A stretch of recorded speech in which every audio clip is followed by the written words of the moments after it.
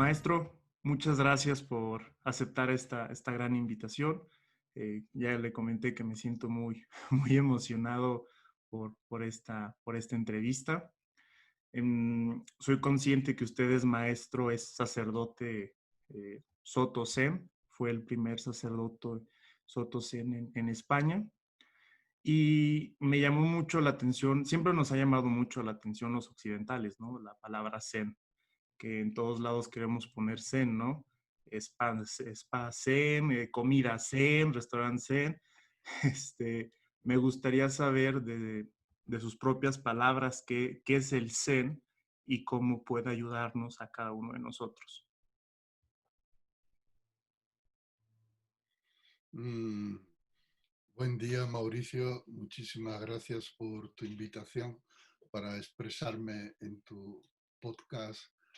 Eh, el Zen se podría decir simplemente que es una escuela budista, es una escuela de budismo que tiene su origen en el Buda Sakyamuni, el fundador histórico del budismo, que vivió en la India alrededor del siglo VI antes de la era común.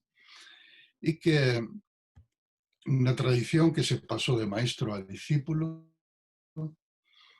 durante 28 generaciones en India, después pasó a China con Bodhidharma. En China se convirtió en una de las principales formas de budismo, sobre todo en la época, la Edad de Oro, que se le llama el siglo 7, 8, 9. Después, en el siglo XIII, el maestro japonés Dogen, que fue a estudiar a China, la transmitió en Japón y se convirtió también en una de las escuelas más carismáticas del budismo japonés. Y ha sido solo en el siglo XX, 1967, que el maestro japonés Taisen de Shimaru la trajo a la tradición viva, la trajo a Europa y otros maestros la llevaron a Estados Unidos, ¿no? El budismo zen, porque el zen es el corazón del budismo, el budismo zen es una vía de liberación. ¿De liberación de qué?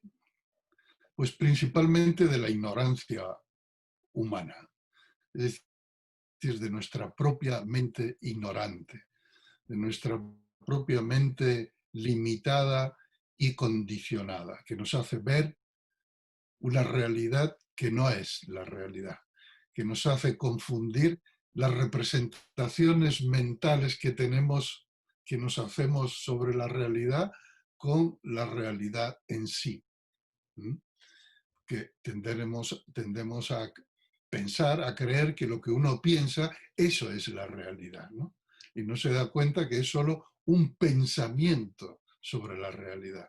Es una representación mental, porque nuestra mente funciona, es una mente representativa. Trata de representarse en el mundo subjetivo lo que se percibe, pero esa representación es siempre limitada, está muy condicionada por la cultura, la educación, las relaciones. Y ese estado de ignorancia es la causa principal del dolor y del sufrimiento que experimentamos. Porque lo que nosotros pensamos que es la vida, no es la vida. Y por lo tanto, cuando queremos vivir, nuestro comportamiento es torpe, nuestra manera de vivir es inhábil, es ineficaz. Y el resultado de todo eso es el dolor y el sufrimiento, es decir, una fricción continua con la realidad, ¿no? Así que el budismo zen es un camino de liberación de ese estado de ignorancia. En nuestra tradición, la tecnología principal que usamos, la metodología, es la práctica de la meditación sedente, que se llama zazen en japonés, que significa eh, estado de absorción en la postura sedente, en la que la mente, educamos a la mente para que observe la mente misma. Es una práctica de autoobservación basada pues, en el principio filosófico de Sócrates de conócete a ti mismo, ¿no? Conócete a ti mismo y conocerás el universo. Entonces, la práctica de la meditación en retiros, la práctica continuada en la vida cotidiana, el hábito de serenar la mente y de aprender a observar el movimiento profundo que sucede en ella, es una vía de conocimiento a través de la cual el Buda se convirtió en Buda, es decir, en un ser despierto. Buda significa el que ha despertado, ¿no? No es un nombre propio, no es un epíteto, es un adjetivo, el que se ha despertado.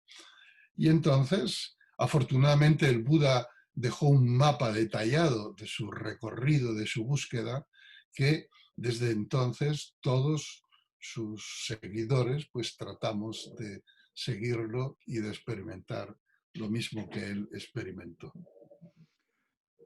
Últimamente, bueno, hace 2 años, un año escuché ese término, ¿no? De que la mente, estamos viviendo un sueño,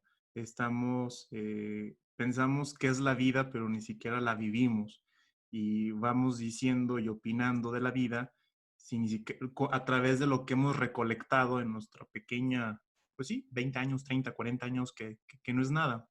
Y he escuchado a algunas personas, incluso yo llegué a decir, que la vida es un sub y baja, que es una montaña rusa de altas y bajas. ¿Usted qué opina, maestro, de eso que muchas personas dicen que la vida es un mar de emociones, que un día estás arriba y un día que estás abajo? Bueno, la vida normal de cualquier persona, digamos que no esté entrenada en conocer su mente y en calmar su mente, es así, es así. La vida es un carrusel, ¿no? Es una noria. Eh, hay que decir que el Buda enseñó que todo lo que empieza acaba y todo lo que existe está sujeto al cambio continuo y a la transformación. Entonces la felicidad se vuelve desgracia, la aflicción se vuelve alegría, la riqueza se vuelve ruina, la pobreza se vuelve riqueza, los casados se vuelven divorciados, los divorciados se vuelven a casar, está el enamoramiento, está el subidón del enamoramiento, está la desilusión del enamoramiento, está la separación, está el nacimiento, está el crecimiento, está el deterioro, está la degeneración y la muerte.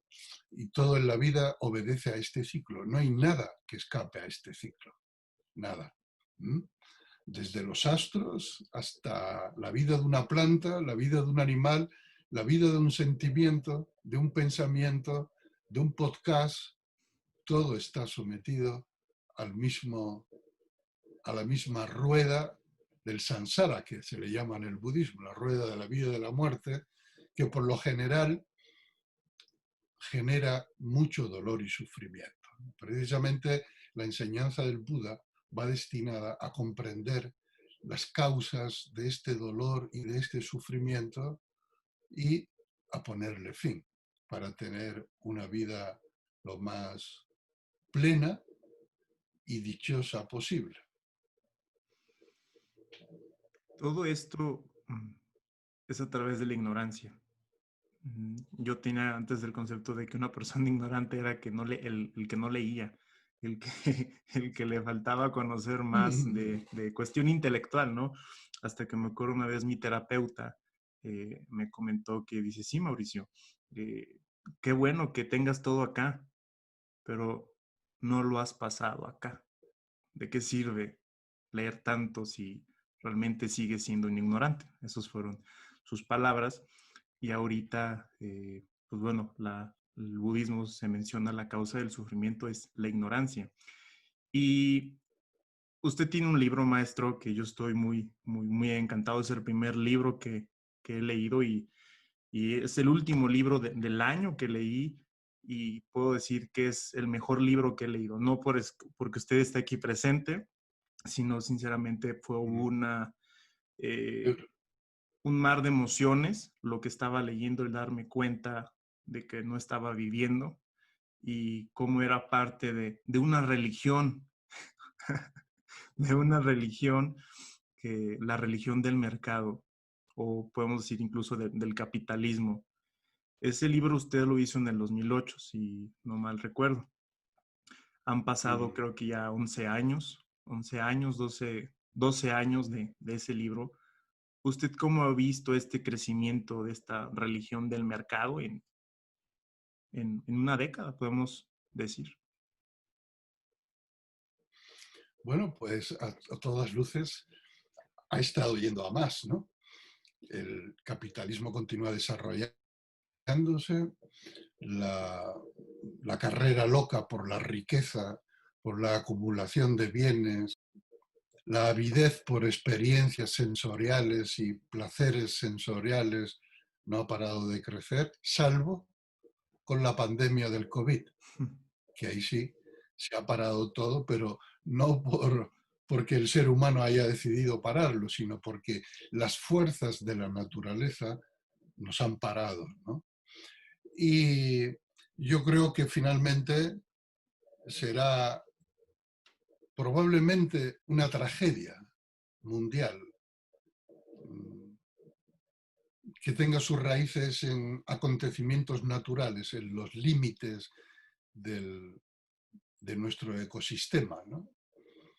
Probablemente un calentamiento global, el calentamiento global, los efectos del calentamiento global, muy relacionado con la sobreproducción y el sobreconsumo, lo que nos ponga el límite y nos dé un palo terrible a todos, a la civilización humana, que nos diga por ahí no es posible, por ahí no es posible.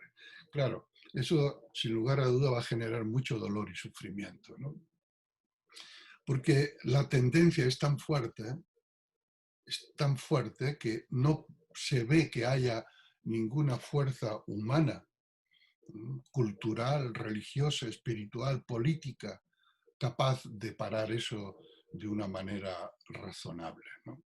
Es más, toda la economía está basada, todo el sistema de vida actual de los países desarrollados, en vías de desarrollo, incluso los subdesarrollados tratan de imitar el sistema de los desarrollados, está basado en producir y en consumir y en la generación de riqueza artificial que eso genera para unos pocos, no para todos, ¿no?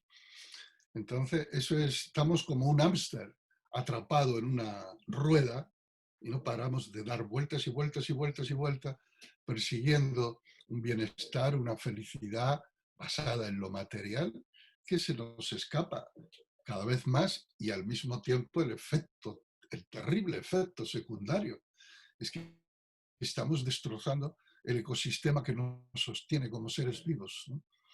Por perseguir una quimera estamos destrozando la vida real que somos y en la que somos. Entonces el libro sigue estando completamente de actualidad y vamos a ver qué pasa cuando vayamos saliendo de la pandemia del COVID, si este parón nos sirve para reflexionar y dar algún giro en nuestros valores de vida o si vamos a volver a la misma rueda de hámster en la que ya estábamos antes. Y algo muy curioso, hace 3 años leí un libro, es un mercadólogo que se llama Scott Galloway. El libro se llama El ADN de los 4 jinetes del apocalipsis. Facebook, Amazon, Apple y Google. Lo curioso de cuando yo leí ese libro, lo puedo relacionar mucho con unas palabras que usted escribió, de que ya ni siquiera somos seres materialistas. O sea, ya ni siquiera nos gusta lo material, no consumimos por obtener algo, sino lo que más me impactó es por o sea, el ser humano siempre está buscando la felicidad, siempre está buscando el amor, siempre la compasión, pero cómo las empresas, en ese libro viene explicando también cómo usan las carencias emocionales de todos los seres humanos para poder vendernos un estatus, placer. ¿Usted qué opina de eso, maestro? De que ya ni siquiera estamos consumiendo podemos decir, por consumir algo material, sino por una carencia o por un problema, no sé, emocional que tenemos todos los seres humanos. Pues yo pienso como tú que las grandes tecnológicas, estas grandes empresas que has citado, están usando las carencias humanas para volvernos adictos a las endorfinas que genera el uso de las redes sociales y que la genera de una forma muy específica y muy estudiada y muy intencionalmente. Se están, eh, Han estudiado el sistema de recompensa eh, y están explotándolo en los seres humanos como, de hecho hay un instituto de tecnología en la Universidad de Stanford donde se han formado casi todos los gurús, que es el Instituto de Transformación de Conducta, ¿no? Entonces, es lo que se llama actualmente el capitalismo de vigilancia, el capitalismo basado en los datos, en la acumulación de datos para vendérselo a un tercero, ¿no? Es lo que se llama también la economía de la atención, es decir, una economía que genera recursos para unos pocos del hecho de captar la atención de la mayoría y convierten esa atención en dinero, porque se la venden a los anunciantes, ¿no? Entonces está todo mezclado. El problema es que el uso inconsciente de esas tecnologías genera una conducta adictiva de muy difícil resolución y así nos encontramos con que hay millones de personas adictos a las endorfinas que se generan cuando ves un me gusta en tu perfil, cuando ves algo que te complace, ¿no? Y efectivamente hemos dejado de ser incluso materialistas, ¿no? Porque ya no disfrutamos de las cosas reales y materiales de la vida, sino que entramos en ese mundo virtual y confundimos la verdadera amistad con esa especie de relación cibernética que tenemos con los amigos de Facebook o con lo que nos mandamos mensaje y que tal vez ni siquiera conocemos, ni vamos a conocer nunca. Confundimos este tipo de relación, que es fría, es distante, es ilusoria, con la amistad nutridora, la amistad real del contacto personal. De hecho, cada vez hay menos contacto personal y más contacto mediatizado por las redes sociales y todo eso. Eso es un enorme sueño, es como entrar en una alucinación colectiva, ¿no? Yo no soy contrario al uso de las tecnologías, porque de hecho ahora mismo la estamos usando, ¿no? Ujú. Y gracias a esta tecnología podemos tener esta conversación. Yo mismo tengo mi perfil en Facebook y uso las redes sociales como una manera de comunicación, como una vía de comunicación. La cosa está en el equilibrio y en saber usar cada cosa en su justo término. Y es algo muy impactante. Por ejemplo, aquí en México, le comparto, somos, bueno, no es para presumir, pero somos el primer país en obesidad en adultos y el segundo país en obesidad infantil. Y una de las empresas de bebidas, Mm. de refresco, para no decir ya más marcas aquí, me acuerdo mucho yo cuando estaba pequeño que siempre vendían la imagen, bueno, a la fecha venden esa imagen de familia, de que tiene que estar el refresco ahí con la familia conviviendo, con el amor. Y bueno, me di cuenta, unos datos que encontré, que realmente en México la disfunción familiar es demasiado grande y el consumo de bebidas que proporcionan esa satisfacción de familia están aumentando.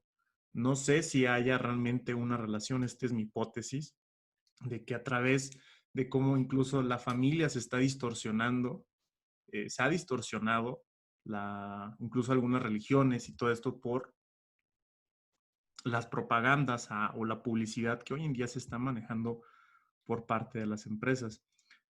Maestro, ¿cómo sería la forma o para poder salir, o sea, seguir viviendo en este plano, pero sabiendo convivir con toda esta publicidad, toda esta cuestión de consumo sin convertirnos unos feligreses de la religión del mercado?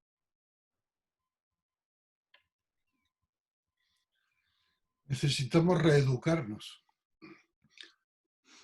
Yo acabo de terminar ahora un curso que hemos hecho online de 6 semanas llamado Autonomía Atencional. Es un curso destinado a que las personas recuperen su autonomía atencional, es decir, el uso consciente y deliberado de su atención. Porque la atención es un recurso fundamental en la conciencia, en el ser humano. Es la condición previa a la conciencia. Y lo que hace la publicidad, como las redes sociales y eso, es capturar la atención, raptar la atención, sin que ni siquiera nos demos cuenta. ¿Eh? Entonces, tenemos que reeducarnos para recuperar la atención y decir, ¿dónde voy a poner mi atención? Porque allí donde ponga mi atención, pongo mi energía. Entonces, la publicidad, por un lado, funciona atrapando nuestra atención, pero no de forma consciente, es decir, sin que nosotros nos demos cuenta. Y ahí es donde tenemos que poner atención hacia dónde va nuestra atención. Y tenemos que aprender a leer la publicidad y a recibirla con un espíritu crítico. Tenemos que defendernos mentalmente de la publicidad, porque la publicidad es muy agresiva, es muy fuerte, emplea todos los mejores psicólogos conductistas para entrar en la psique humana y, como un insecto venenoso, dejar su larva dentro de nuestra mente. Entonces, debería ser enseñado en los colegios a los niños una visión crítica de la publicidad y deberían educarnos en un espíritu crítico y en una atención lúcida a la publicidad. Son los voceros de la religión del mercado, ¿no? Son los predicadores de la religión del mercado, los publicistas trabajan para la religión del mercado como predicadores para convertirnos a todos e introducirnos en esa rueda de producción-consumo. Yo recuerdo, yo he estado varias veces en México, la última vez en 2016, y siempre me ha impresionado, como dices, la tasa de obesidad, el consumo de bebidas azucaradas, de refrescos, ¿eh? Y entonces es una adicción al azúcar, que a la larga provoca tasas de diabetes impresionante en la sociedad, ¿no? Todo eso es debido a la publicidad también. Yo estoy fascinado totalmente por Hace mucho tiempo había leído poco sobre el budismo, sobre Siddhartha, sobre Buda, pero nunca me había profundizado, puedo decir, a la psicología budista. Hace poco una Mm, terapeuta me dijo que iba a ser la psicología del futuro y yo no sabía por qué. Y ya mm. leyendo un poco sobre el libro, investigando un poquito más, yo pensaba que era totalmente diferente la idea que yo tenía, bueno, de mi realidad sobre el budismo a lo que realmente es. Y hay un concepto que me gustó mucho, que igual usted menciona que los psicólogos existenciales, los psicoanalistas, que aparecen entre los 3 y 5 años, y aquí el budismo lo maneja el yo autoimagen. El yo autoimagen, maestro, para las personas que nos escuchan y no saben realmente qué es el yo autoimagen, ¿qué es el yo autoimagen, maestro? Como su nombre indica, es una imagen mental. ¿Mm? Por ejemplo, piensa ahora en un árbol, en tu mente. Árbol, el concepto árbol. ¿Eso es un árbol real? No. No, ¿verdad? No, no lo es. Es un concepto, es una imagen mental, una representación mental, a través de la cual la mente trata de saber qué es un árbol. Entonces se hace una idea. Eso es una idea.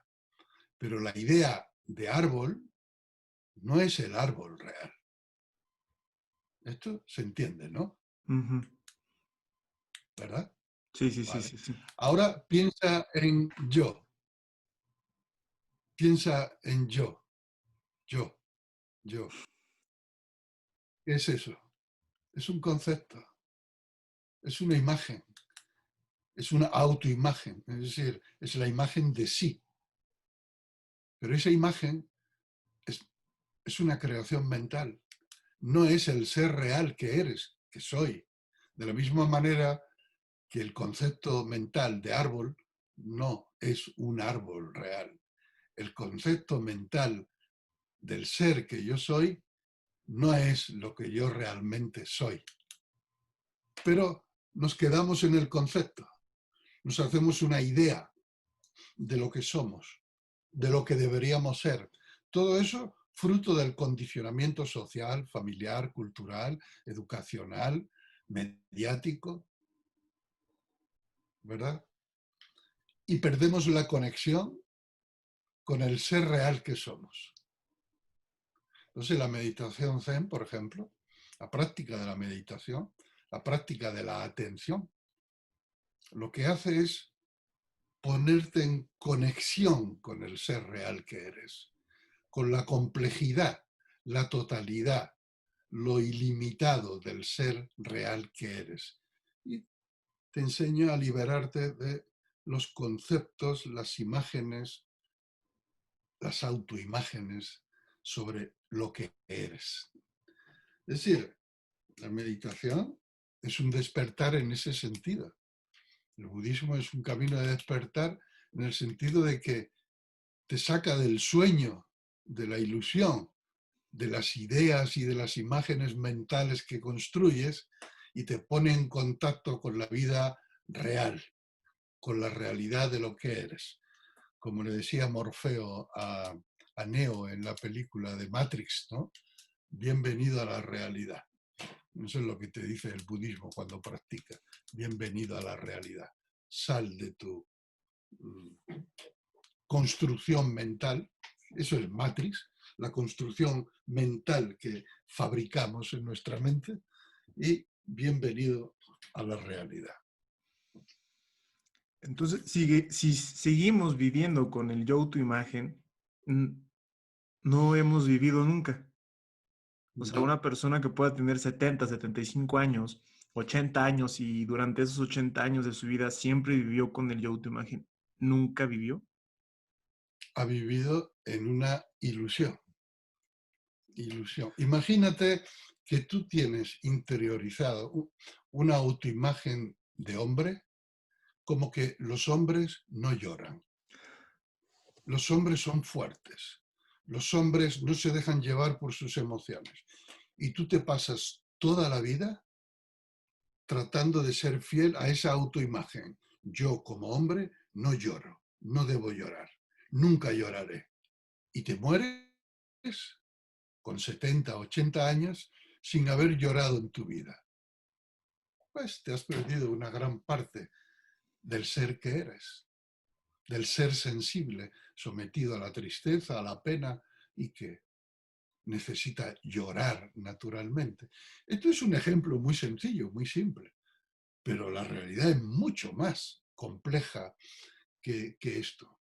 Entonces, morimos después de haber vivido 80 años sin tener ni idea de en qué ha consistido nuestra existencia. O mejor dicho, solo con una idea de lo que ha sido nuestra existencia.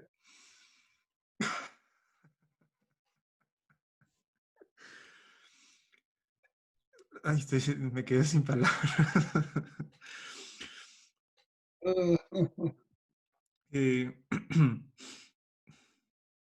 hace algún tiempo leí, no sé si era Kant o otro filósofo, que tenemos que asesinar una parte de nosotros, o sea, metafóricamente él mencionaba, para iniciar a vivir.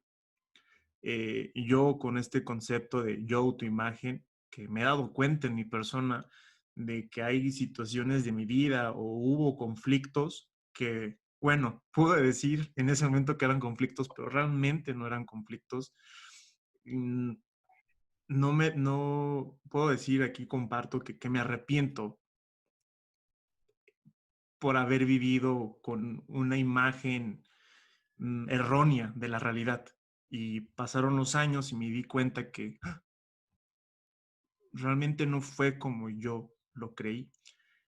Y muchas personas, bueno, puedo generalizar, no generalizo, hoy vivimos muchos problemas de salud mental, maestro, a nivel mundial. Y específicamente aquí en México le comparto unos datos sobre la depresión.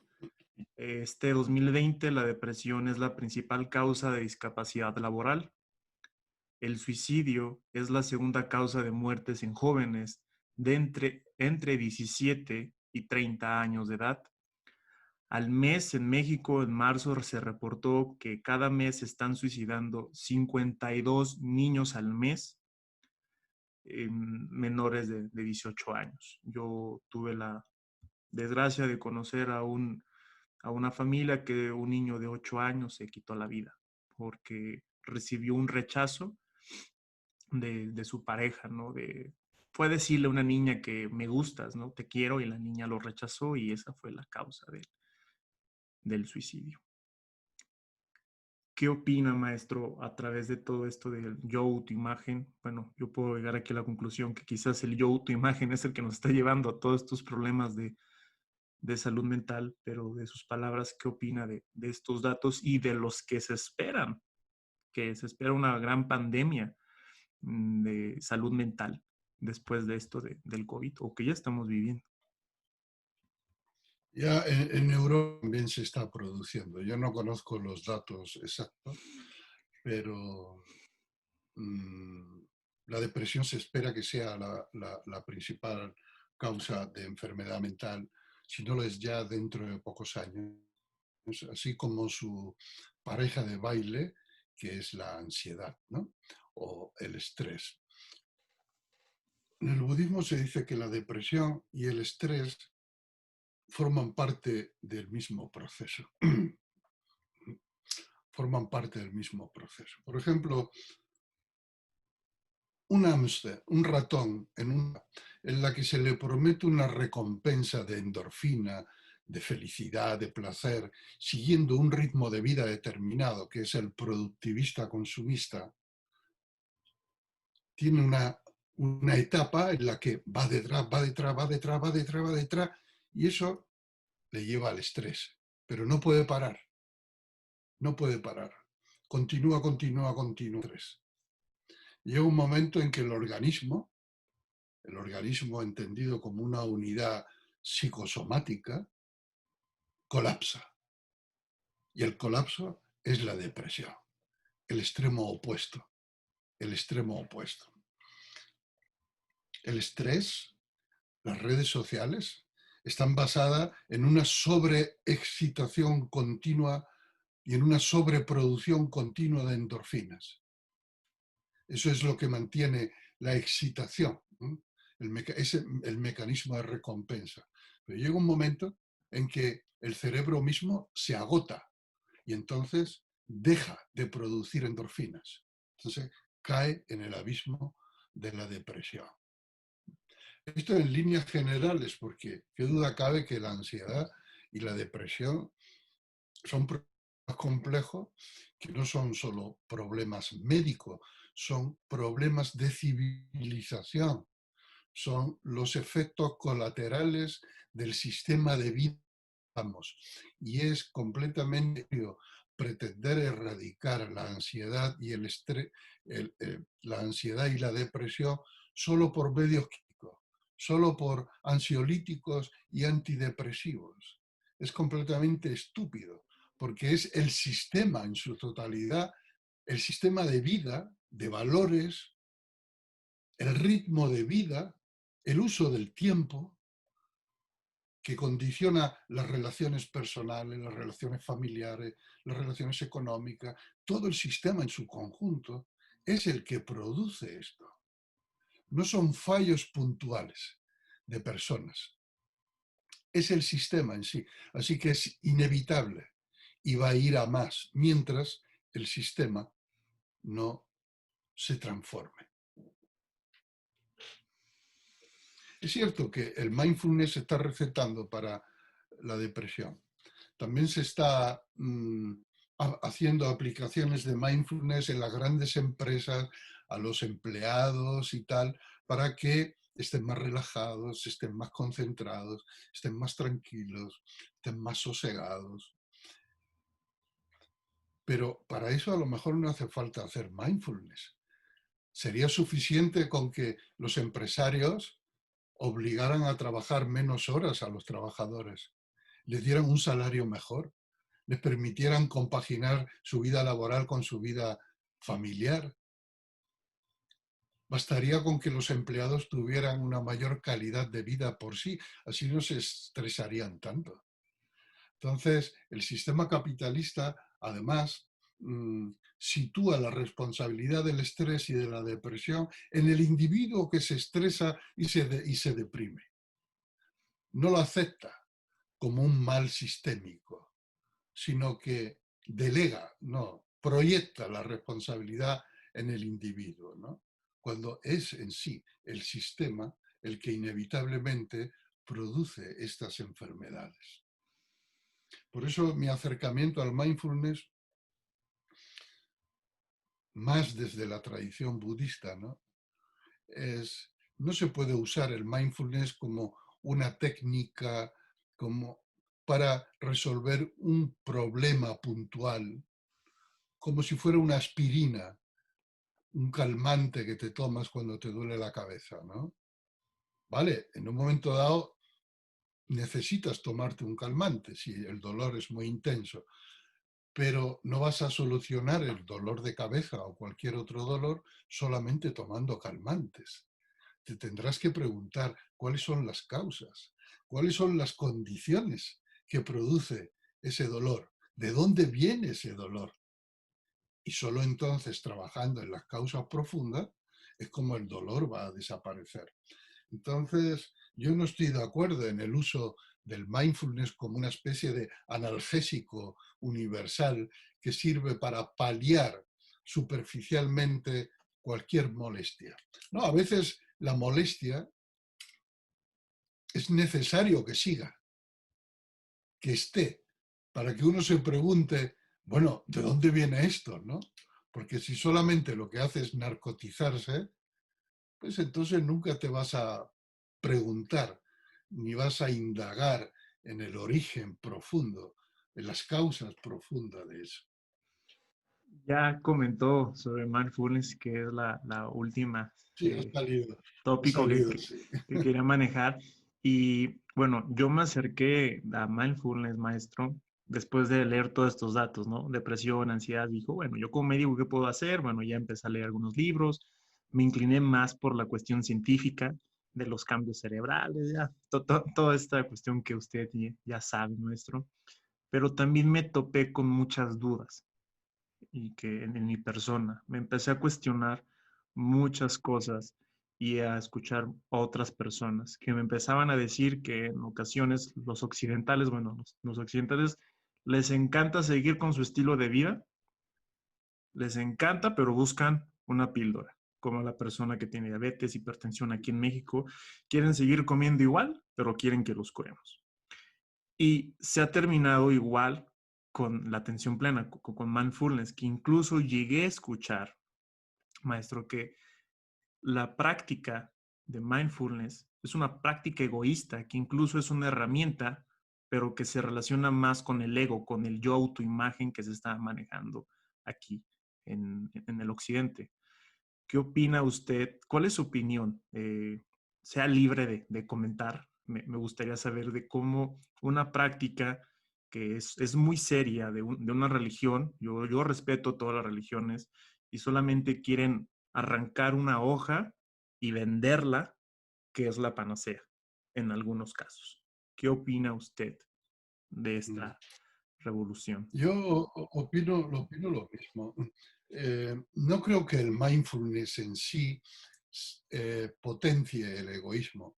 Lo que sí creo es que actitudes egocéntricas, narcisistas, cuando emplean el mindfulness, lo convierten en una herramienta del egocentrismo y del narcisismo, ¿no? Pero no en sí el mindfulness, sino es la forma de usarlo, es la actitud con la que se usa. Por eso nosotros en el MBTV, que es el protocolo de mindfulness que he creado, mindfulness basado en la tradición budista, nos basamos en una ecología de valores, en el seno de la cual está la atención plena. Por ejemplo, el propósito por el que se practica la atención plena es muy importante. Y el propósito puede hacer que sea una práctica correcta, una atención plena correcta, que en Pali se dice Samma Sati, o puede hacer que sea una atención plena incorrecta, Micha Sati. Esto ya viene desde la antigüedad, ya se veía desde la antigüedad. Y ahora lo que se está practicando es una forma de Micha Sati, una atención plena incorrecta. Que, por ejemplo, cuando se enseña atención plena a los marines de Estados Unidos o de cualquier otro ejército, cuando se enseña atención plena a los francotiradores del ejército, ¿cuál es el propósito de esa acción? ¿Mm? El propósito es que sean más eficaz, que estén más concentrados, que hagan mejor su trabajo. Pues si no hay nada malo en ello, es su trabajo, es un trabajo, ¿vale? Pero es un trabajo que consiste en matar gente, ¿eh? Y ese matar gente no entra dentro de los objetivos que definen a una atención plena éticamente correcta. Entonces hay mucha gente que está usando el mindfulness para ganar dinero, para hacer cursos. Gente que no tiene ni idea, gente que a lo mejor han hecho una formación, pero que después ni siquiera practican, pero lo usan para ganar dinero.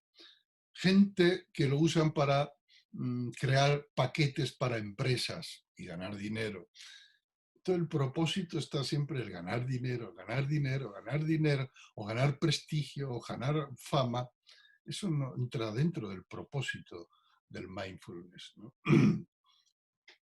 Mindfulness, la atención plena, la meditación, debe ser practicado dentro de una ecología ética, de un sistema ético, donde el propósito, la forma de hacer y todo corresponda con lo que enseñó el Buda, porque el Buda enseñó sati, la atención plena, como una herramienta de liberación para los seres humanos del dolor y del sufrimiento, no de enriquecimiento personal.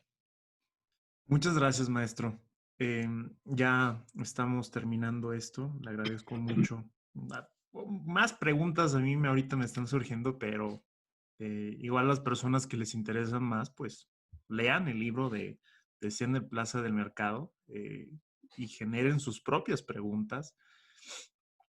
¿Con qué le gustaría terminar, maestro? ¿Qué gustaría compartir a las personas que terminaron de escuchar esto y que nos están escuchando? Bueno, te quería dar las gracias, te doy las gracias y ya te digo por esta oportunidad. Con respecto al tema que hemos estado hablando, decir que los días 28, 29 y 30 voy a dar un curso en streaming con lo cual se puede seguir desde cualquier parte del mundo sobre el ciclo de la vida y de la muerte, del nacimiento, crecimiento, degeneración y muerte, y acerca de los ciclos de vida, cómo acercarse a los ciclos de vida, cómo vivirlos, tanto los inicios de los ciclos como sus finales, porque todo lo que empieza acaba. Entonces, si alguien está interesado en seguir disculpa, está justo sonando. Si alguien está interesado, pues le ruego que entre en la página web de nuestra comunidad, es sotozen.es. Me imagino que después dará tú los datos o los Ujú. pondrá en el copy de esto. Y será un placer tenerles con nosotros en el curso. Y nada, te deseo mucho éxito en tu podcast, en los temas que tratas, que estás haciendo mucho bien a la gente, aportándole otras maneras de ver las cosas con un poquito más de serenidad y sabiduría. Y que estés bien y que tengas un principio, un buen año nuevo. Muchas gracias, maestro. Y muchas gracias que acabaron de escuchar este podcast. Ya saben que compartiéndolo es la mejor forma que me pueden ayudar. Que Dios los bendiga.